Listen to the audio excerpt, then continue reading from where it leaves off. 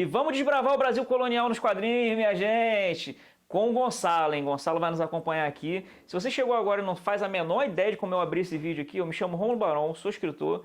E se você já é da casa, você já deve ter percebido como é que a gente está fazendo uma série aqui no canal bem dedicada e especializada às obras do Everton Ferreira, né? Que? Tu não conhece ainda o Everton? Que isso, cara? 40 anos de curso, você não conhece o Everton ainda? Você tá dando bobeira, hein? Everton é um quadrinista aqui da cidade de São Gonçalo. Ele tem dentro ali do seu arcabouço, né, da sua produção, arcabouço é uma palavra muito bonita, né? As sagas Os Sete, Rede da Carne e Causos. E aqui a gente vai falar primeiro do primeiro volume aqui hoje, com spoiler de Causos, né? Já temos vídeo no canal falando sobre Xamã, uma pegada geral sobre Xamã. Já fizemos com spoiler do livro 1 de Xamã, do quadrinho 1 de Xamã, e também a gente fez um Causos geral, que tem uma coisa bem legal dentro desse vídeo do Causos, que é um vídeo contando ali dentro a história do Everton. Então eu vou botar um card para vocês aqui em cima, para você poder, por quem é o Everton, quero conhecer mais sobre o autor. O primeiro vídeo de Causos tem ali dentro também essa sinopse sobre quem é o Everton Ferreira. Bem legal você conhecer o autor, né? Se você é daqueles doidos que gosta de ver primeiro o vídeo com spoiler para depois consumir lá o produto, o quadrinho, o filme, só chegar que esse vídeo aqui é para você. Se você odeia receber esses tais spoilers, que são aquelas entregas do que vai acontecer e estragar a experiência de ver ineditamente a coisa, você pode adquirir o quadrinho direto na loja online do Estúdio Tom.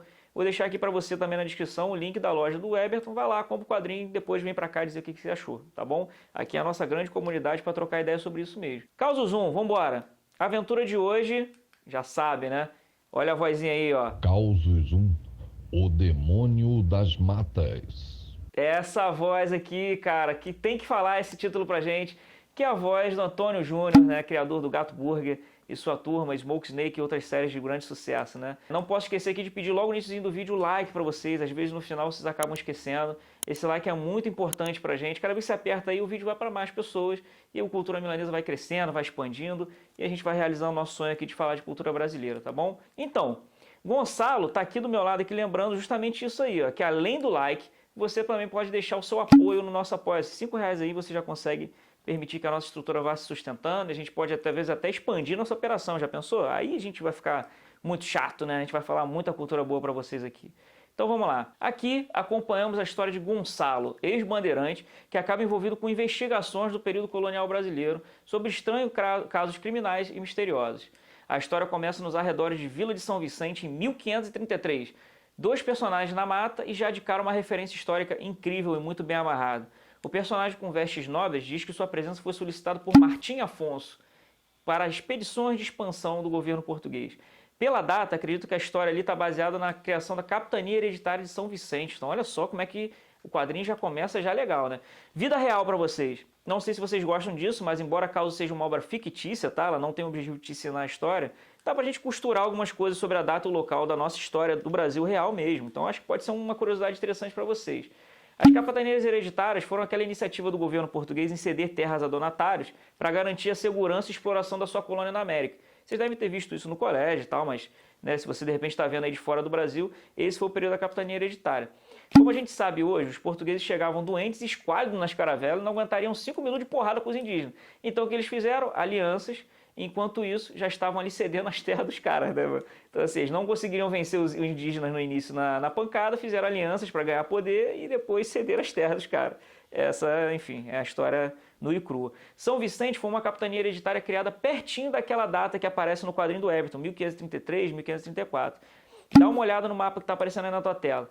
Essa capitania hereditária se confundia inicialmente onde hoje é São Paulo, Paraná e Rio de Janeiro. Mas Martim Afonso, que é citado logo no início do quadrinho, é o donatário que ali né, tá fazendo a missão de exposição e tal. E ele, na história, foi o cara que recebeu ali essa honraria, né, essas terras. Ele abandonou a parte que fica no Rio de Janeiro, não deu muito outra bola para a parte do Rio de Janeiro e focou seus recursos no litoral paulista. Essa atitude, inclusive, ia facilitar uma invasão francesa aí uns 30 anos depois. Legal a gente falar disso porque Causos 2 se passa 30 anos depois. Olha aí, hein? Isso é legal. Portugal responde isso e retoma a região, fundando ali a cidade de São Sebastião do Rio de Janeiro. Entrega para Estácio de Sá e aí a história do Rio de Janeiro já não tem mais a ver, mas fica a curiosidade de como é que a capitania se dividiu. Originalmente, a capitania consistia em duas seções. A seção sul, São Vicente, propriamente dita, que se destacou mesmo que teve uma vidinha curta. A gente sabe que as capitanias não deram muito certo. Que vai de Bertioga a Cananéia, Ilha do Mel, Paraná. E a seção ao norte vai até Macaé, Rio de Janeiro, e Guaraquatatuba, em São Paulo, interrompidas ali no meio pela capitania de Santa Amaro.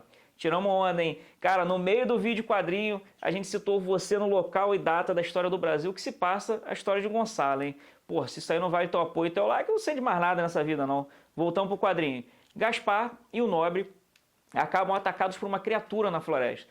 O caçador consegue fugir, mas o Nobre é atropelado, enforcado ali na mata mesmo. Ele tem seus 2 pés arrancados. E eis que aí surge o protagonista para investigar o caso, Gonçalo. Ele tem um parceiro que o acompanha, o indígena Iberê.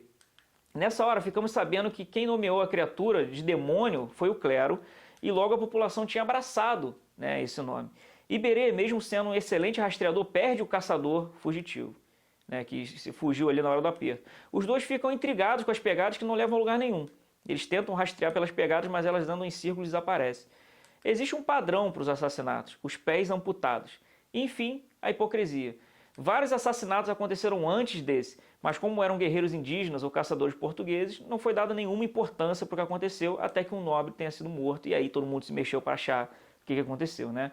Somos apresentados ao livro do Gonçalo, onde ele toma nota de todas as estranhezas que ele investiga. E eu, como bom fã de produtos que acontecem em séries e quadrinhos, já pirei aqui com a ideia de um lançamento desse livro do Gonçalo, hein? Pô, o que você acha aí nos comentários? Seria legal ter o livro dele lá com as anotações, os desenhos dos símbolos e tal, algo bem legal e um produto à parte aí do quadrinho, né? Seria tipo um diário do John Winchester lá de Supernatural, lembra dessa série? Ele tinha um diário que ele contava lá todos os casos que ele investigou, né? Então, Gonçalo remonta sua história anos antes daquela situação, explicando pra gente justamente as ligações que nós já vimos o autor amarrar. Né? Martim Afonso de Souza, a mando de Dom João III, rei de Portugal, estavam vindo para o Brasil instaurar a capitania.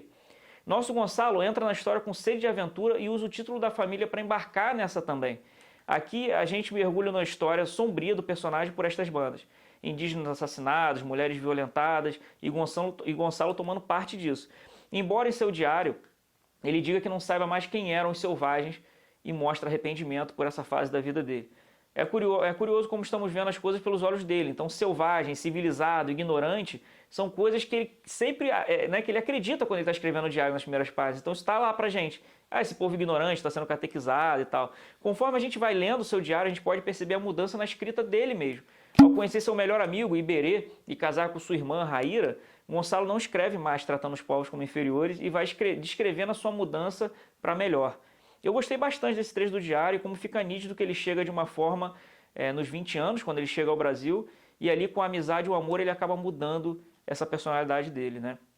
Então os assassinatos começam, mas Gonçalo, agora alocado na exploração da mata com Iberê, acaba lutando causas perdidas. Os indígenas surgem amarrados sem os pés e eles apenas conseguem evitar serem mortos pelos povos que estavam culpando eles por aquilo. Os casos foram deixados de lado, enquanto eram tupiniquins e tamoios as suas vítimas.